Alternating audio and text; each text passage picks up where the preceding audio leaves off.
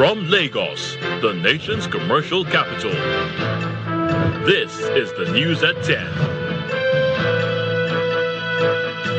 Live from Channels Television. Reporting tonight, Ayotunde Balogun.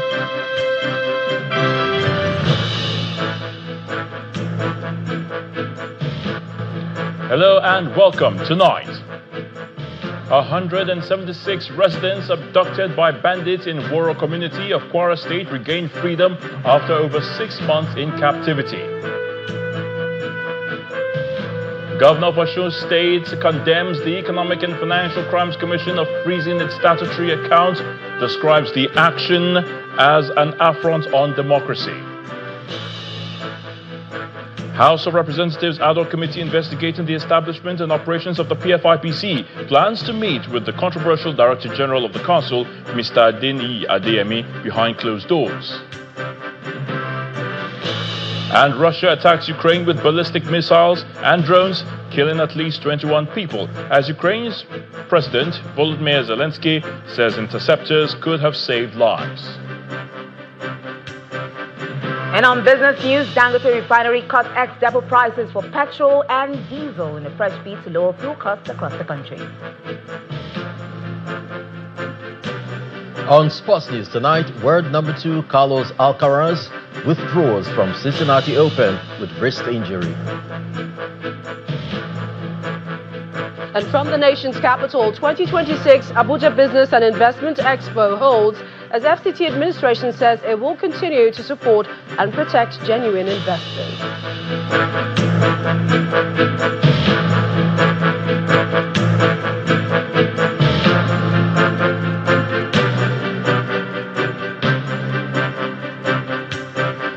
The storm is finally over, and after being held captive for over 6 months, it's now cherry news for the families of the 176 victims abducted during the February the 3rd terrorist attack on Woro and Nuku communities in Kayama local government area of Kwara State, as they have regained their freedom.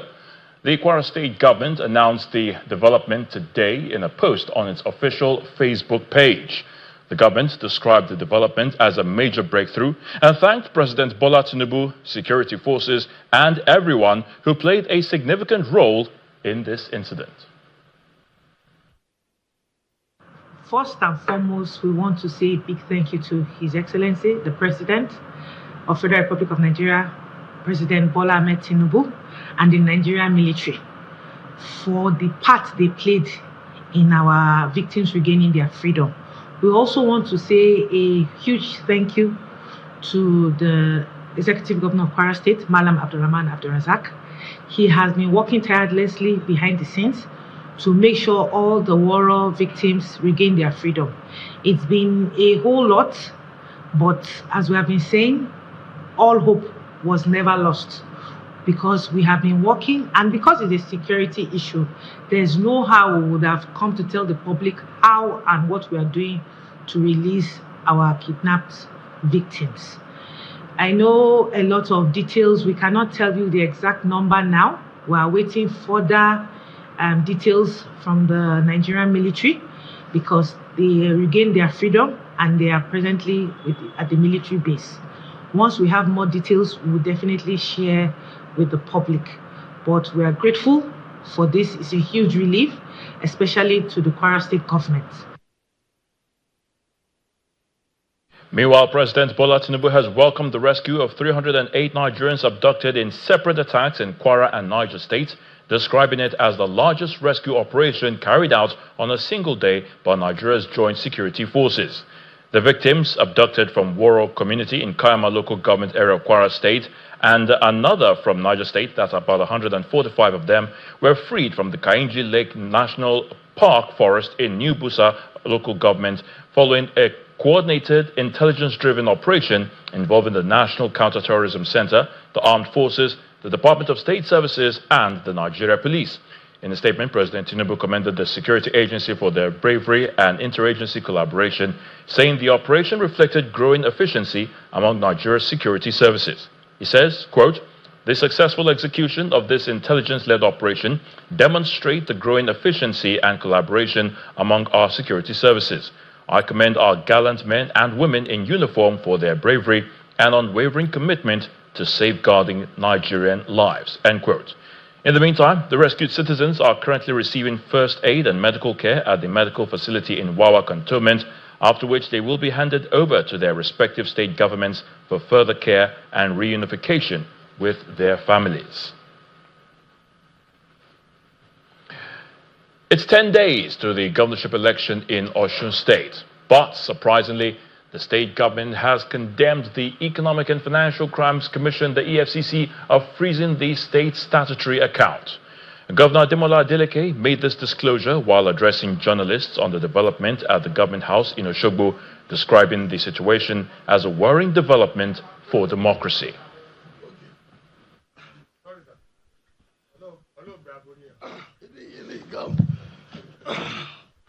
Now, this morning, we received a letter from our banker forwarding a letter from the EFCC instructing the bank to freeze Osun State government account. This action was taken without any court order. We are supposed to be in democracy, where the rule of law must always prevail. We will therefore not accept any situation where we have federal agencies trample on the constitutional right of subnational governments. This is a threat to democracy. If we all keep quiet and allow this illegality, very soon, whatever is left of our democracy will be fully eroded. All I ask is for the EFCC chairman to explain to the good people of Osun State and to the Nigerians in general why he froze Osun State government account and show proof to support whatever reason he presents. The State Commissioner for Finance, Adeola Ogunbile, also made some revelations concerning the situation of the accounts belonging to the Osun State government. I want to put in proper perspective that the re-election of Osun State governor is not being funded from the meager allocation that we use to maintain this class of people, but rather the good work of Mr. Governor is why the Osun State people are resolute to ensure that Mr. Governor comes back victorious by August 15. Meanwhile, in a reaction to Governor Adeleke's condemnation, the Economic and Financial Crimes Commission has given reasons why it froze the Osun State government's account without prejudice to the imminent governorship election in the state. In a statement by the head of media and publicity of the commission, Dele Oyewale, the commission states that it has been busy investigating the Osun State government since March this year regarding alleged fraudulent handling of ecology funds, intervention funds, and Federal Accounts Allocation Committee FAC accounts to the tune of 11 billion naira. To this end, some officials of the state government, especially the Accountant General of the state, have had interview sessions with investigators of the EFCC. The statement adds that the ongoing investigations of the state government will not have warranted any placement of post-no debit order on its account, but for the precipitate and unwarranted movement of funds from the accounts to different suspicious accounts since August the 2nd this year. According to the commission, it noticed huge transfers of funds into different corporate entities and had to swiftly halt the trend by freezing the accounts from which such heavy funds are being moved. To the National Assembly, where the House of Representatives Ad hoc Committee investigating the alleged establishment and operations of the Presidential Foreign Investment Promotion Council, PFIPC, is planning to meet discreetly with the controversial Director General of the Council, Mr. Adeni Adeyemi. The committee chairman, Mr. Yusuf Gagdi, explains that Mr. Adeni is currently in the custody of the Nigeria Police and is being investigated by the anti-graft agencies.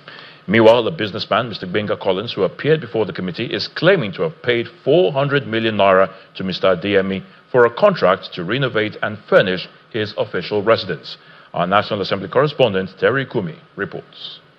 The House of Representatives Ad Hoc Committee investigating the alleged establishment and operations of the Presidential Foreign Investment Promotion Council resumes hearing with a businessman, Benga Collins, in attendance. So I met him around. Mr. Collins claims he flew into Abuja and was officially received by Prince Adeyemi in what looks like a convincing atmosphere befitting of a Director General of a government agency. He sent his official card to come and pick me at the federal government number, or the agency number was attached to that, to the jeep, the Lexus jeep. So when I got to his office, I met him in his office in Federal Secretariat in Abuja. So and I met a lot of people, very big dignitaries in his office then. And I met even with a lot of security officers that are guiding him in the office. He goes on to allege payment to Prince Adeyemi for a contract. So he now told me that he wants to do refurbishment, renovations of the official house assigned to him. The official house assigned to him as the DG of that agency. That will I be able to handle the contract of the refurbishment, and asked me to pay sum of 400 million naira for the facilitation of that project, to show my strength, that if I will be able to handle that project, and at the same time that one will fast track the mobilization for the contract. So I paid the money in batches. He sent official vehicles with the agency, purported agency's plate number, and invited you to Abuja. And we came to Abuja, past the night, he took you to go and see the property in Coston and asked you to pay money to show your capacity. One, does that sound right to you at that point? On Prince Adeyemi's continued absence, the chairman states that the committee will meet discreetly with him and explains why. ICPC are investigating this matter, EFCC are investigating this matter, some part of this matter is before the court of law, and many other agencies. So to say that we will put the suspect under direct camera and interact with him the way we are interacting with everyone here, definitely take it or leave it. The statement or the activities of this committee is going to undermine the ongoing investigation by EFCC and ICPC. And in view of that, we are meeting him on an unannounced date and unannounced time.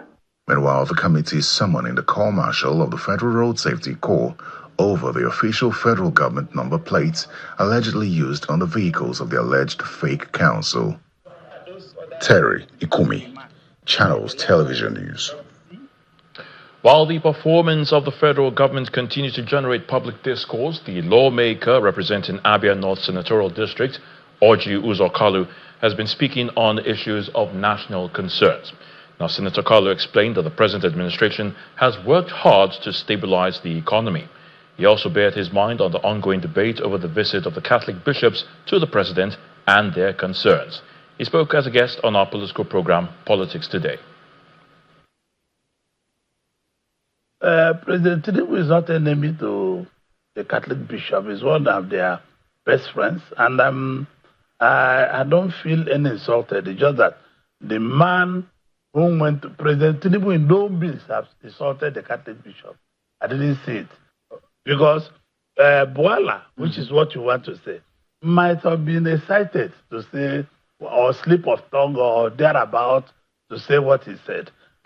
President Tinubu have a very good relationship with the Catholic Church. I can tell you that.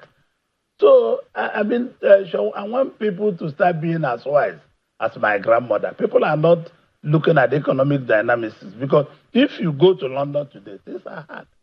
People are demonstrating every day. You go to Canada today, you go to America today, fuels are costing almost $5 a gallon. I say for the last 3 years, we're able to stabilize the economy. We're able to stabilize the macro economy. We are working on the micro economy, which the real causes of not stabilizing that is the banditry.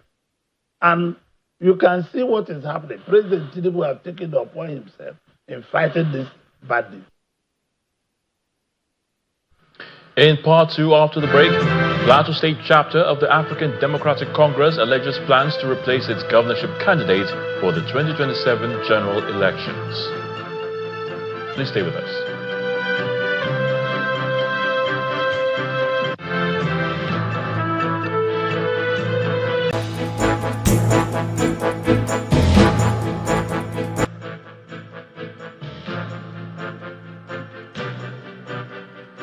Welcome back. If you have just joined us, you're watching the news at 10 on Channels Television, broadcasting live from Lagos. A reminder of our top stories. 176 residents abducted by bandits in Woro community of Kwara State regained freedom after over 6 months in captivity. Governor of Osun State condemns the Economic and Financial Crimes Commission of freezing its statutory account, describes the action as an affront on democracy. House of Reps ad hoc committee investigating the alleged establishment and operations of the PFIPC plans to meet with the controversial Director General of the Council, Mr. Adeni Adeyemi, behind closed doors. And Russia attacks Ukraine with ballistic missiles and drones, killing at least 21 people, as Ukraine's President Volodymyr Zelensky says interceptors could have saved lives.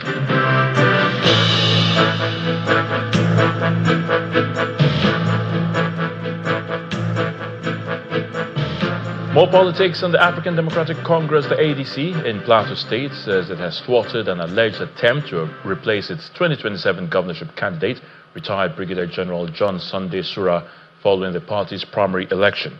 Addressing the press conference in Jos, the state chairman of the ADC, Mr. Dong Dawing, alleged that some individuals, backed by external political interests, attempted to hijack the party's leadership and substitute its governorship candidate. He said consultations with the party's national leadership in Abuja affirmed Mr. Sura's candidature and reaffirmed the ADC's commitment to internal democracy. The party also dismissed an alleged caretaker committee in the state as unconstitutional. It became evident that some unpatriotic elements, alleged working in collaboration with external political interests, made desperate efforts to hijack the internal affairs of the party for selfish political gains. Their objective was to create confusion, undermine the democratic process, and frustrate the legitimate mandate freely given to our governorship candidate, Brigadier General John Sunday Sura. However, we are pleased to inform Nigerians and the entire world that their mission failed completely. The State Working Committee, together with members of the State Executive Committee, party elders, stakeholders, and the 17 local government area chairmen, stood firmly together and resisted every attempt to manipulate the affairs of the party. Their unity and commitment ensured the integrity of our party was preserved. We are equally aware of a group parading themselves as the caretaker committee, allegedly sponsored by the former minister, Honorable Solomon Dalung.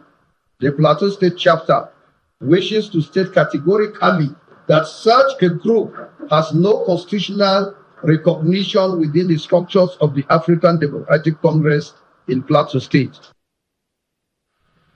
Residents of southern Kaduna have expressed excitement and appreciation over the nomination of a Christian, Mr. Jerry Adams, as the running mate to Governor Uba Sani on the platform of the All Progressives Congress ahead of the 2027 general elections. During a rally to receive the APC governorship running mate in Kaura local government area, the stakeholders from southern Kaduna pledged to mobilize voters across the region in support of President Bola Tinubu and Governor Uba Sani's re-election bid. Jubilant scenes greet the announcement of the executive chairman of the Kaduna State Internal Revenue Service, Mr. Jerry Adams, as the running mate of Governor Uba Sani for the 2027 governorship election. Following his nomination, Mr. Adams returns to his home region, where he receives a warm welcome from his kinsmen.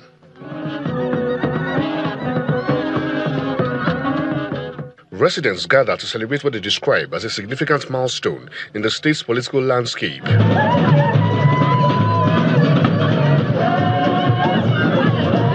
From Kajuru to Kachia and down to Zagon Kataf, residents including women, children and the elderly turn out to welcome the entourage. All the political juggernaut in Southern Kaduna, we are solidly behind Obasani and Comrade Jerry Adams. And that's why you have seen us. In fact, we are not celebrating in cities. We are celebrating in the nook and crannies of the villages. What unites us is stronger than what divides us. And that is what we are saying today. Everyone in Kaduna is happy because Obasani has taught it well to pick Comrade Jerry Adams as the deputy governor. Addressing the gathering, the APC deputy governorship candidate informs the people that the administration of Governor Obasani is committed to fostering unity and even development across the state.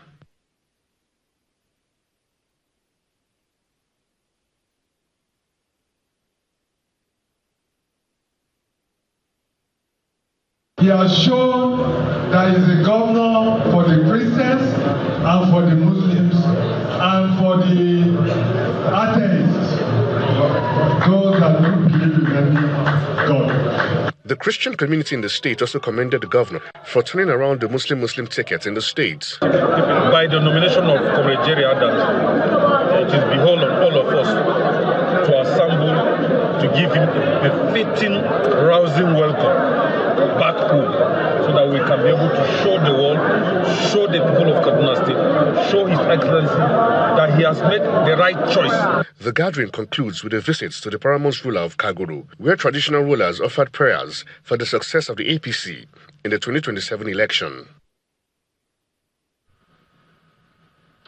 Tension played out on the streets of Lagos and Abuja today as members of the hashtag Take It Back movement renewed their demands for change, even as supporters of the federal government staged counter-protests back in the current administration. Although the police were deployed to both cities to help keep the peace in Lagos, the protesters were dispersed with tear gas.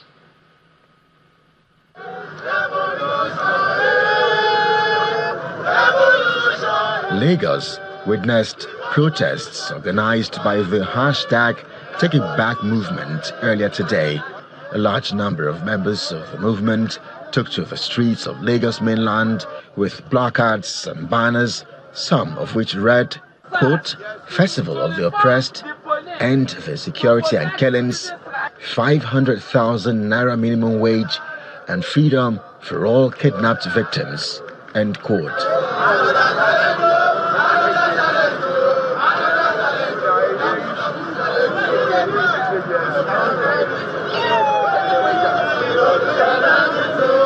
As the protesters continued their march, the police arrived moments later and dispersed the crowd, according to them, to stop the demonstration from degenerating into violence.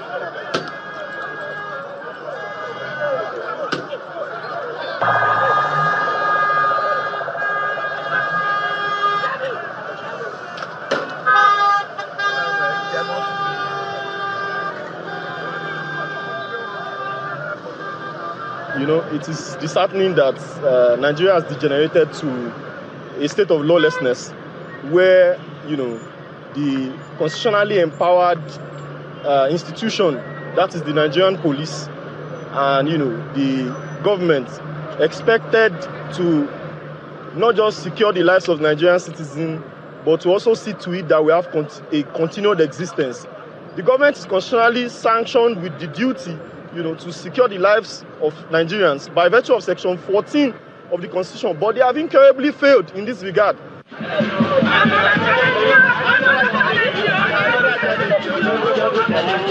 In the FCT, the same group of the hashtag Take It Back movement gathered at the Bega area of central Abuja for a similar purpose.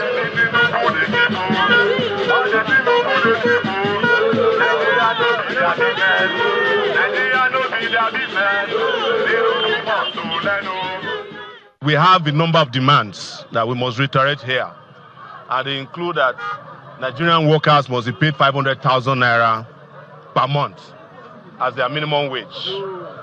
We have also asked that they release Nnamdi Kanu from unjust and unlawful detention, that they discontinue all forms of trial, whether it's cyber crime, treason trials against activists and Nigerians who are raising up their voice against bad governance in this country.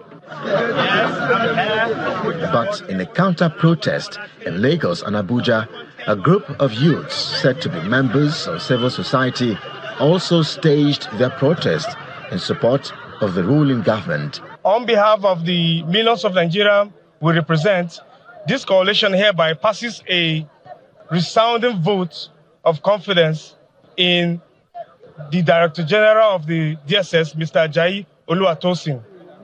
They are doing a good job, and they are doing an excellent job. We see it, we acknowledge it, and we defend it. It does appear that the hashtag Taking Back movement has chosen August 5 as a day of protests against what the group terms bad governance. Last year, the same group held a rally in some locations across the country. For the group, their expectation is that authorities attend to the demands of the leaders of the hashtag Taking Back movement. Still ahead on the news at 10, Dangote Refinery cuts ex-depot prices for petrol and diesel in a fresh bid to lower fuel costs. That's on Business News. Do join us again.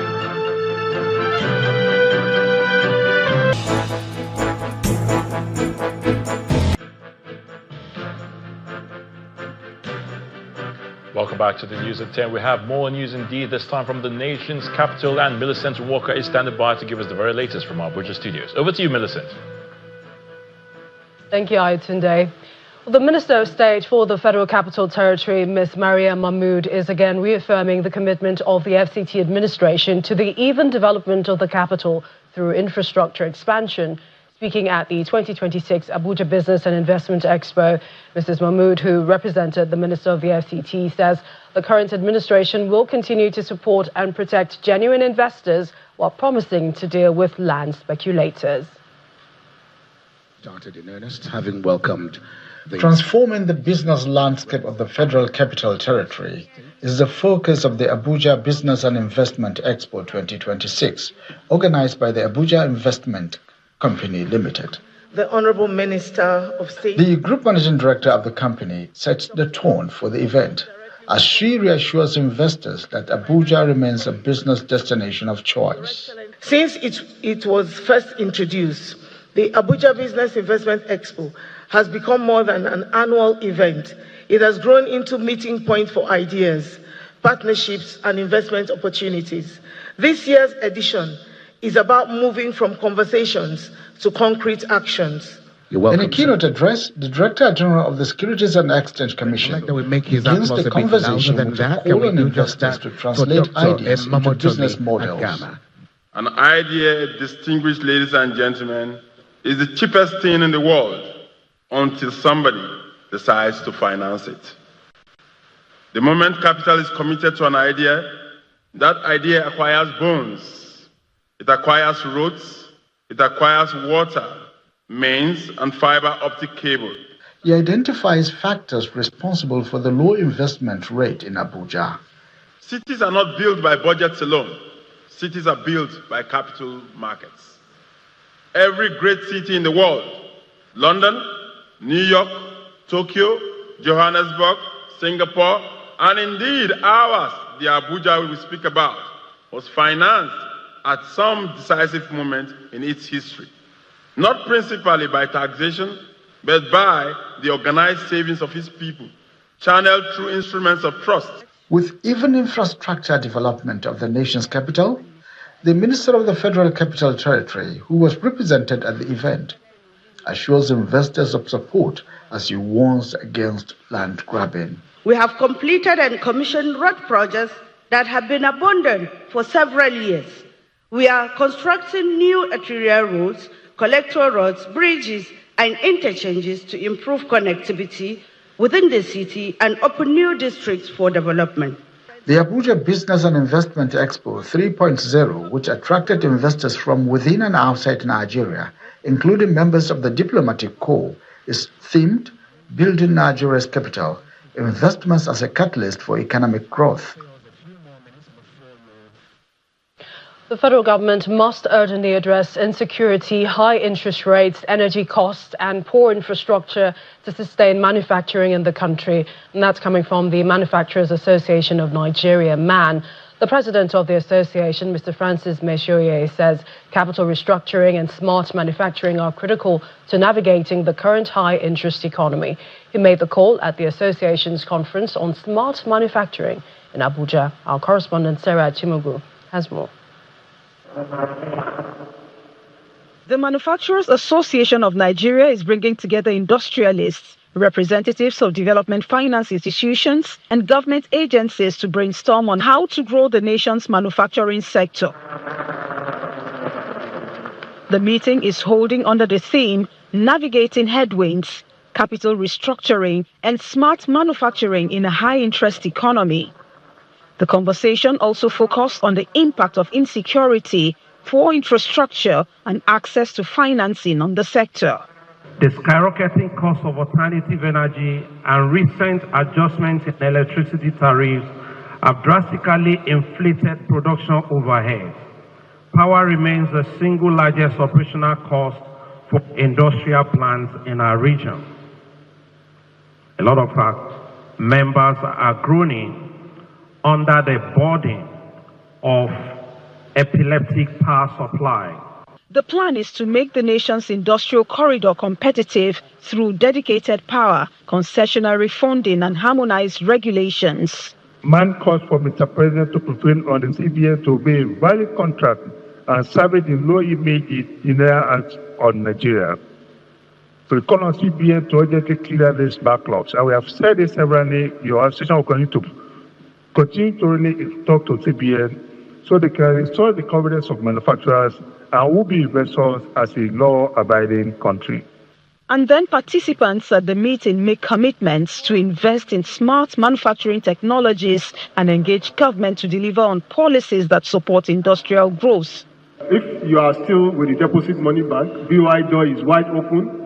Our own money is very discretionary, long-term in nature, and very small interest rate compared to others.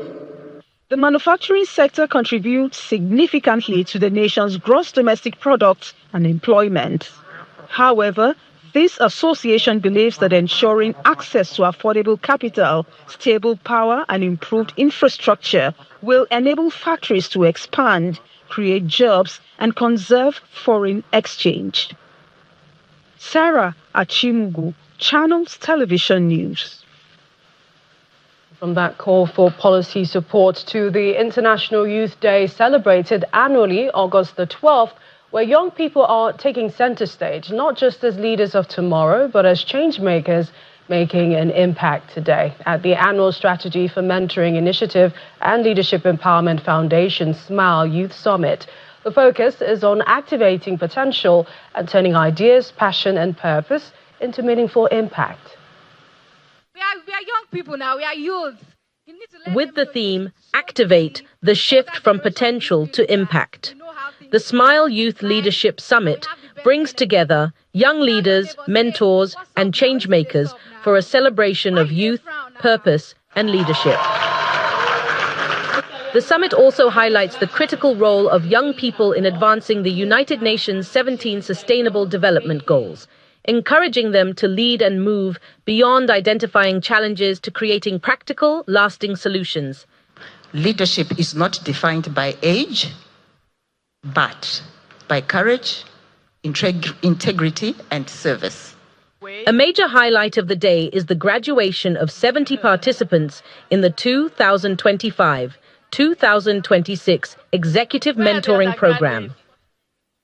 After months of learning, guidance, and leadership development, the graduates are celebrated with the valedictorian reflecting on their journey and the responsibility that comes with leadership. I've watched conversations become collaborations and strangers become a family. And somewhere along the journey, we stopped asking ourselves that, can we do this? And we just started asking, how can I serve? Founder of the Strategy for Mentoring Initiative and Leadership Empowerment Foundation, SMILE, Bimpe Bambos Martins, says the summit is designed to help young people discover their purpose and create lasting change in their environments. This time around, we're facilitating sessions. And what that typically means is we're going to help them to own their next steps. We're going to work with them throughout today to come up with action plans with the support of very kind-hearted Nigerians, top executives that have signed up today as mentors and facilitators. The first time I did the speech, that was my first time talking to 1,500 people, but then I was appreciated and I didn't feel less. So Smile has always been a place where I can develop and constantly develop myself. As the world prepares to celebrate International Youth Day on August 12th, the summit serves as a reminder that potential alone is not enough. With the right guidance and opportunities, young people can transform purpose into action and action into lasting impact.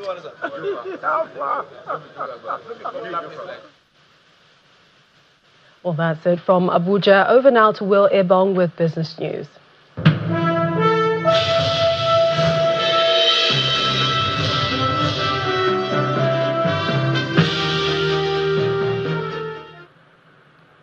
Thank you, Millicent. Now, Dangote Refinery has reduced the ex-depot prices of petrol and diesel. That's effective Thursday, August the 6th. Now, the ex-depot price of petrol has been cut by 50 naira to 1,165 naira per litre from 1,215 naira. Now, diesel has also been reduced by 80 naira to 1,570 naira per litre, down from 1,650 naira per litre. Dangote says the price cut is part of its efforts to make fuel more affordable, maintain steady supply, and support economic activities across the country. Meanwhile, global oil prices fell on Wednesday as reports of progress in talks between the United States, Iran, and Oman raised hopes of easing tensions around the Strait of Hormuz, a key global oil shipping route. Brent crude fell to about $79 a barrel, while U.S. West Texas Intermediate dropped to just under $75. The decline followed reports that the three countries are working on an interim agreement to keep shipping moving through the Strait of Hormuz. On some company news, Owando has reported stronger financial and operational performance for the first half of 2026, and is driven by higher oil and gas production, improved operational efficiency, and continued investments in its expanded upstream asset base.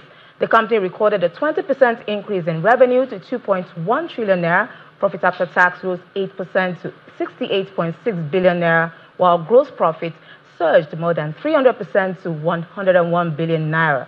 At the same time, average daily production grew 16% to 42,789 barrels of oil equivalent per day. Owando also reported a 92% facility uptime, up from 85% in the same period last year. Commenting on the results, Group Chief Executive Wale Tinubu said the performance marks an important turning point following the successful integration of one of Africa's largest upstream acquisitions. He said improved asset reliability, stronger security, and lower operating costs helped deliver higher production, while the business generated 179.5 billion naira in operating cash, further strengthening its liquidity. Mr. Tinubu says Owando will maintain its focus on executing its 7-well drilling program, expanding well interventions, and raising production to about 50,000 barrels of oil equivalent per day before the end of the year. He adds that the company's longer-term plan, supported by 62 development wells and 55 planned well interventions, is to grow production to around 100,000 barrels of oil equivalent per day, while also pursuing fundraising and balance sheet restructuring to strengthen its financial position and deliver sustainable value for shareholders. Meanwhile, the federal government says the strong half-year results recorded by many companies listed on the Nigerian exchange show the impact of President Bola Tinubu's economic reforms.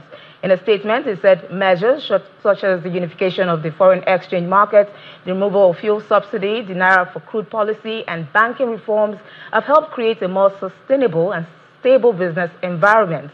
Now, the presidency also says Aradel Holdings and Seplat Energy benefited from the approval of major oil asset deals, while Dangote Cement, Boa Cement, and HBMNG gained from better access to foreign exchange. It adds that the reforms have helped businesses grow revenue, increase profits, and invest with greater confidence.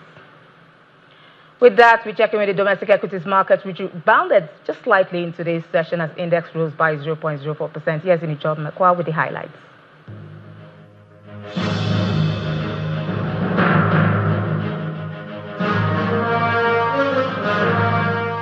evening, everyone. Welcome to the stock market report. There's a recovery at the NGX today, slight 0.04%, but it's still a recovery. And just about 78 billion is what was brought back into the market. But anyways, we're still at 158 trillion naira level, but we are in the green, 0.04%, and 244,912.24. Look at the sectors, and we see the power of First Holdco holding the counter up. The other figures were down today, but First Holdco recovered from yesterday's drop. Today it gained 7 naira and brought up the banking counter 0.69%. A major driver there, First Holdco. Consumer is down 0.41%. Dangote Sugar, PZ, and NB, that's Nigerian Breweries, they saw a lot of profit-taking. Oil and gas almost unchanged, but still in the negative side. So it was a short-lived one for the bear. So we have the bull.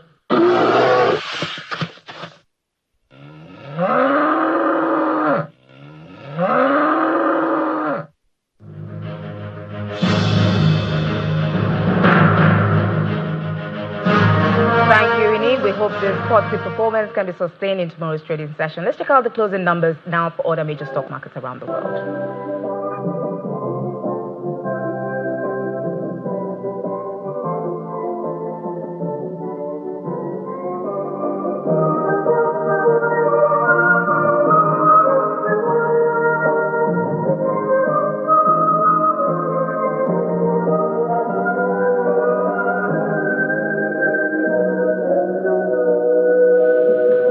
And that's business news. I'm Will Ibang. Is back to Ayo for more on the news at 10.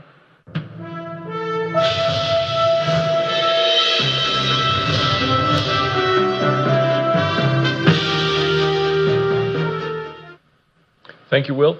Russia has attacked Ukraine with ballistic missiles and drones, killing at least 21 people, as Ukraine's President Volodymyr Zelensky said interceptors could have saved lives. Kiev and the surrounding region experienced the deadliest strikes it had seen this year overnight, with 17 people reported dead. Attacks in Kharkiv and Donetsk also killed 1 and 3 people, respectively. Here's Simon Pusey with more international news and around the world in 5 from our London studios. Good evening and welcome to the channel's studios here in London with your international news around the world in 5. Russia has attacked Ukraine with ballistic missiles and drones, killing at least 21 people, as Ukraine's President Volodymyr Zelensky said interceptors could have saved lives. Kyiv and the surrounding region experienced the deadliest strikes it had seen this year overnight, with 17 people reported dead. Attacks in Kharkiv and Donetsk also killed 1 and 3 people respectively.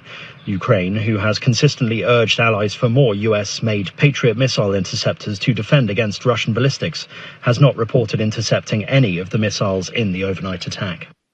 3, 2, 1, ignition. A piece of SpaceX rocket hurtling towards the moon has made impact.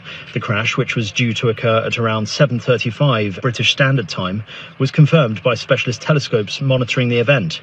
The collision poses no danger to Earth, and the US Space Agency will collect lunar data from the event and refine techniques for tracking objects in space. You usually wouldn't crash something big and expensive into the moon on purpose like that. How the rocks fly out, how big the dust cloud is, all of the details of that explosion will actually tell us a lot about what the surface of the moon is like. However, other specialists say space is becoming crowded with space debris, human-made objects in orbit, which carries a collision risk to future missions. It's kind of a wild west up there. There's nobody looking after the space environment. What's called the Kessler syndrome, which means that you have a couple of collisions and that creates debris, and then that debris will hit other things in orbit, and you just create this growing mass of debris. Donald Trump has said the Strait of Hormuz would be open very soon, or Iran would be hit very hard, as oil prices fell to a 3-week low amid hopes of a deal. Suffice it to say there's been progress made in those talks, but not finality yet. We're hoping that will happen very shortly. The US president was speaking after Secretary of State Marco Rubio and Treasury Secretary Scott Bessent both said talks had progressed to allow shipments potentially to resume later this week. I think there is a chance we may have a deal today or tomorrow to open the strait and move towards a more normalized position in this conflict. On Tuesday, the cost of a barrel of Brent crude, the global benchmark for oil prices, fell by almost 5% to under $80 on the news of supply disruptions potentially being eased. It continued to move lower on Wednesday, down about 0.7% in Asian trading, but the failure of previous talks in recent months to de-escalate the conflict has led to a volatile oil market, with motorists ultimately being hit by higher fuel prices. Police say a drone carrying an explosive device has been found at a German airport. A robot was deployed at Leipzig-Halle Airport after the device was spotted in the cargo operation area overnight. A second unidentified object collided with a cargo aircraft which had taken off later from the same airport. Minor damage was detected on the aircraft after it landed in Hanover. There have been a series of unauthorized drone flights in Germany in recent months over sensitive sites including military bases, airports, energy terminals, seaports and logistics companies. The man suspected of killing a Scottish aid worker in Greece has appeared in court in Athens. The body of Elizabeth Jane Ross was found in a suitcase at an abandoned building on the 18th of July, days after she had been reported missing. Sharif Ahmadzi, who is 26 from Afghanistan, arrived in the public prosecutor's office at an Athens court. He had been arrested on suspicion of homicide with intent, robbery and weapons offences. The case has been deferred until Thursday. News that the recent deaths of 15 elephants may have been caused by pesticides sprayed on tomato crops surrounding Amboseli National Park has raised concerns and questions in Kenya. Last week, the Kenya Wildlife Service said that some of the elephants that had died between the 24th of June and the 24th of July had shown signs of partial paralysis that pointed to poisoning from cyanide used in pesticides. But some conservationists and farmers have been sceptical of that theory. And dozens of wave-riding dogs have descended on Linda Mar Beach in Pacifico in California for the 10th World Dog Surfing Championships, judged on board time, wave size and sheer confidence.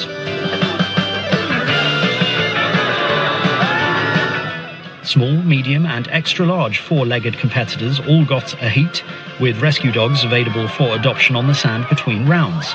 Proceeds from the event go to dog rescue charities. And that's your international news around the world in 5. Now back to the Channel's studios in Lagos.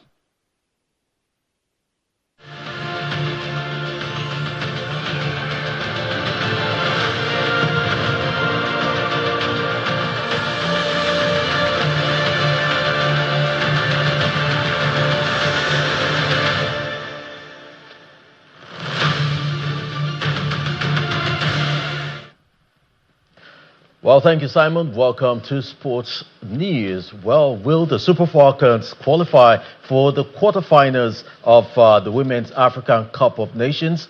Well, at the moment, Egypt is 2, Nigeria 4, and Malawi 1, while Zambia leads by 2 goals in that particular match. Well, we are staying back, and of course, we'll bring you updates on that particular story.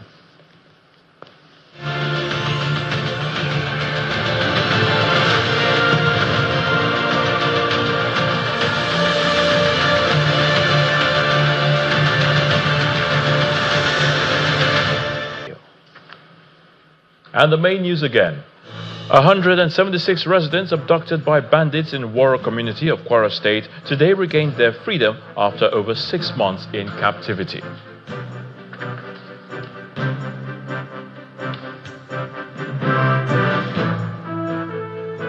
That's the news at 10 tonight. Thank you so much for watching. I'm Ayotunde Balogun. From everyone here, you have a good night.